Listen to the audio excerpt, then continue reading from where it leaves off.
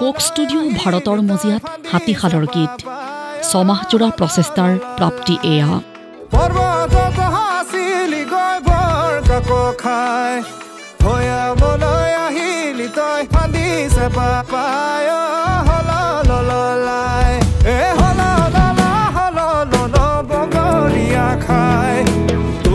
শিপা নাপাহৰিলে শংকুৰাজে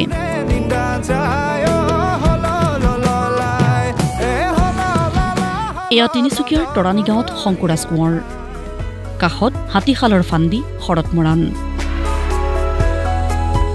গাঁওবাসীয়ে উষ্ম আদৰণি জনাই দুয়োকে উল্লেখযোগ্য যে এই শৰৎ মৰাণৰ কণ্ঠই দি নিগৰা হললোকে ৰাষ্ট্ৰীয় দৰবাৰত প্ৰতিষ্ঠা কৰিলে শংকুৰাজ কোঁৱৰে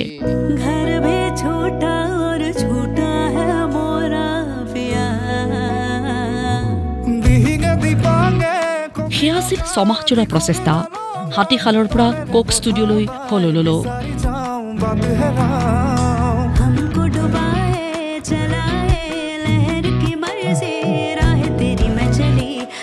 কথাখিনি কৈ গ'ল শংকুৰাজ কোঁৱৰে এই হাতী শিকোৱা যিটো প্ৰথাটো এই গোটেই প্ৰচেছটোৰ ওপৰত এখন তথ্যচিত্ৰ মোৰ ভাইটি এজনে নিৰ্মাণ কৰি আছিলে সেইটো সময়ত নিৰ্মাণ কৰি উলিয়াইছিলে আৰু তেওঁ হৈছে হিমাংশু চুতীয়া শইকীয়া যোনে এই গীতটি লিখিছেও তেওঁ বাকী অসমীয়াখিনি চ' তেতিয়া মই ডকুমেণ্টাৰীখন চাওঁতে তেতিয়া মই এই শৰৎ মৰাণ ডাঙৰীয়াই যেতিয়া হাতী শিকাই থাকোঁতে যেতিয়া সেই নামখিনি গাই থাকে ডকুমেণ্টাৰীখন তেতিয়া সেই ডকুমেণ্টাৰীখিনি সেই নামখিনি শুনি মই বহুত বেছি অনুপ্ৰাণিত হ'লোঁ তাৰ পৰা মোক কাৰণ এনেকুৱা এটা সুৰ মই সঁচা কথা ক'বলৈ গ'লে মই আগতে কেতিয়াও শুনা নাছিলোঁ আৰু তেতিয়া মই চিন্তা কৰিলোঁ যে এই সুৰটো লৈ এই সুৰটোৰ লগত ফিউজন কৰি ইয়াৰ লগত এক্সপেৰিমেণ্ট কৰি নিশ্চয় আমি কিবা এটা ধুনীয়া এটা গীত আমি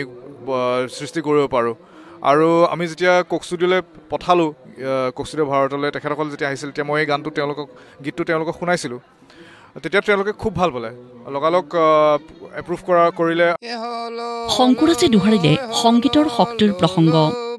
বনৰ হাতীকো বশ কৰিব পৰা সংগীতৰ আমোঘ শক্তি এয়া বিদেশ গলৈ তোৰে নিন্দা যায়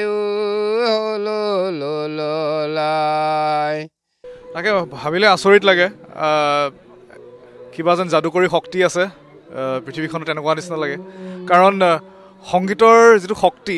তাতে আমি ধৰিব পাৰোঁ প্ৰকৃতিৰ লগত সংগীত কিমান ধৰণে জড়িত কিমান দকৈ জড়িত হৈ আছে আৰু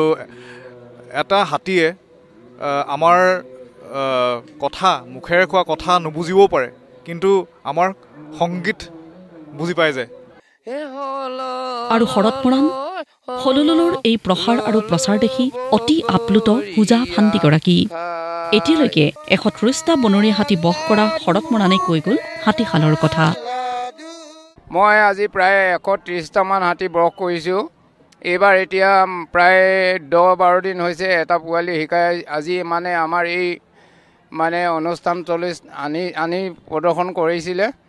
আৰু বৰ্তমান এতিয়ালৈকে মই ১৩০টামান শিকাইছোঁ আমি যি হাতী শিকাওঁ আমাৰ এইটো ধৰ্ম নীতি নিয়ম পৰম্পৰাই শিকাওঁ আৰু হাতী শিকোৱা ছিষ্টেমটো হৈছে আমাৰ প্ৰথম বান্ধি আমি একদম নৰ্মেল মানে সুদা হাতেৰে মোহাৰোঁ তেওঁ এটা সুৰসুৰণি থাকে তাৰ পৰা লাহেকৈ ৫-১০ দিনৰ ভিতৰত তাৰ পৰা ভাল হৈ যায় তেতিয়া আমি আকৌ খেহৰে মোহাৰি তেওঁক মানে তেতিয়া অকণমান আমি তেতিয়া লাঠি লুঠাও মানে বজোৱাও চাকচনি মাৰি তো লাহেকৈ গানটো স্পীড হৈ যায় তাৰ দ্বিতীয়তে আমি তাৰো যদি অলপমান তাৰ ভাল মানে মগজ দেখিলোঁ তেতিয়া আমি টিং বজাওঁ ক'ৰবাত ঢোল বজাওঁ তেতিয়াতো ফূৰ্তিত গাঁৱৰ ৰাইজৰ সমবেত হয় ফূৰ্তিত গোটেই মানে নাচ বাকু হয় আৰু গানটো আমাৰ মানে পিছ বললৈ মানে বিহুহুৰীয়াই হয়গৈ আৰু প্ৰথম মুহূৰ্তত নিচুকনি হিচাপত হয় হাতীশালৰ হললোৰ ব্যাপক জনপ্ৰিয়তা এই জনপ্ৰিয়তাত সুখী প্ৰতিজন অসমীয়া শংকুৰাজৰ দৰে নৱপ্ৰজন্মৰ কণ্ঠশিল্পীৰ মাধ্যমেৰে আৰু প্ৰসাৰিত হওক অসমৰ লোকসংগীতৰ সকলোৰে এয়াই আশা